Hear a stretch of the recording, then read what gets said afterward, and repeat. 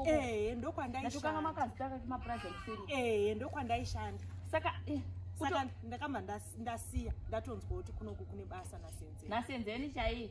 Mukatopeka mabhegi kuti uya utipenda zvacho basa naSenzeni. Ndakauya nezvizvo. Kunoku mabasa tiri kutomashayawo mama. Ime mukatedzera Senzeni chai. Muri kuti hakuna basa kuno. Hakuna mabasa kunoku. Senzeni pamwe aitobva kwaibva achitoda kuti mumuperekedze kuti anzi kune basa. Hakuna mabasa kunoku.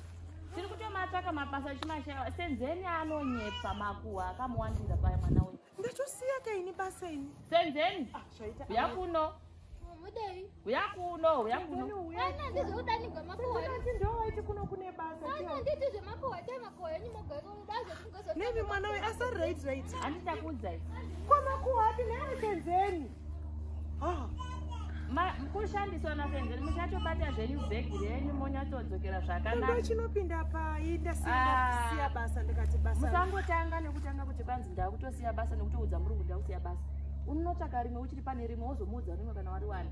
Zvinezvi Senzeni ona kushandisa. Senzeni anonyepa. Nemadiro anoita makuhwa iyeyo muise zvimo kumushedza kuti hapana kuti pai handisi makuhwa. Ndonyatsoonetsana naye antondipa basa racho ndiye saka ndoenda ku. Muri piware ita Senzeni muzee wofamba makatakura bhegi raSenzeni. Ndasiya basa. Ndoita sei? Muchatofamba naye Senzeni makatakura bhegi rake riya mama. Saka enda kupi Senzeni?